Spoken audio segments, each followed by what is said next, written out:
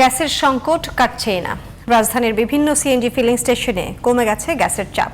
কোথাও সরবরাহ বন্ধ, কোথাও আবার সামান্য গ্যাসের জন্য ঘন্টার পর ঘন্টা অপেক্ষা করতে হচ্ছে। কাঙ্ক্ষিত চাপ না থাকায় খালি কিংবা আংশিক সিলিন্ডার নিয়ে ফিরতে হচ্ছে চালকদের।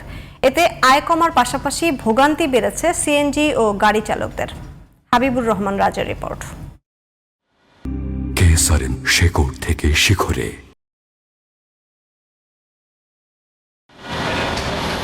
গাড়ি আছে, চালক আছে, যাত্রীও আছে, কিন্তু জ্বালানি নিতে গিয়ে থেমে যাচ্ছে চাকার গতি। রাজধানীর বিভিন্ন সিএনজি স্টেশনে এখন এমনই চিত্র। গ্যাসের চাপ কম থাকায় অনেক স্টেশনে সরবরাহ বন্ধ, আবার কোথাও অল্প গ্যাসের জন্য তৈরি হচ্ছে দীর্ঘ সারি। জাতীয় গ্রিডে গ্যাসের স্বল্প চাপ ও সরবরাহের ঘাটতির কারণে বহু পাম্পে চাহিদা মতো গ্যাস মিলছে না। কোথাও কোথাও ঘন্টার পর ঘন্টা লাইনে অপেক্ষায় থেকে প্রয়োজনের তুলনায় খুব সামান্য গ্যাস নিয়ে ফিরতে হচ্ছে চালকদের। সময় লাগছে একটু, তাও 2 ঘন্টা সময় লাগছে।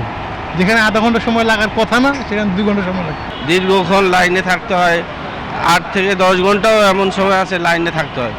অন্যদিন রাতে যদি আইসা গ্যাস নিতে যায়, রাত পার হয়ে যায়। গ্যাসের প্রেশার নাই, এই যে জায়গায় মনে হয় 600-700 টাকার গ্যাস ঢুকে, সে জায়গায় 200-300 টাকার গ্যাস ঢুকতেছে। চালকদের অভিযোগ, দিনের বড় অংশই গ্যাস সংগ্রহের পেছনে চলে যাওয়ায় তাদের দৈনিক আয় অর্ধেকে নেমে এসেছে। 1 টাকা বাসায় 200, 300, 400, এটা কি জীবন চলে, সংসার চলে? আমরা জমা উঠাইতে পারি না, অনেক কষ্ট। এই যে সারাদিন গাড়ি চালায় 3-4 ঘন্টা যদি পাম্পে বসে থাকা লাগে, তারপরে প্রেশার নাই, আবার কতক্ষণ পরে আবার গ্যাস নেওয়া লাগে, কারণ প্রেশার থাকে না। সিরিয়াল লাগাইলে পরে কমপক্ষে মনে করেন 4 থেকে 4.5 ঘন্টা তো ইজি লাগে। এর মধ্যে আবার কারেন্ট থাকে না, তারপর আবার গ্যাসের প্রেশার থাকে না। সব কিছু মিলাইয়া বর্তমানে ইনকামের মধ্যে মোটেই নাই। নগরীর সড়কগুলোতে গণপরিবহন ও চালকদের জীবিকা সচল রাখতে দ্রুত গ্যাস সংকট নিরসনে জরুরি হস্তক্ষেপ দাবি করেছেন ভুক্তভোগী চালক ও পরিবহন মালিকরা। হাবিবুর রহমান রাজ, জিটিভি নিউজ, ঢাকা।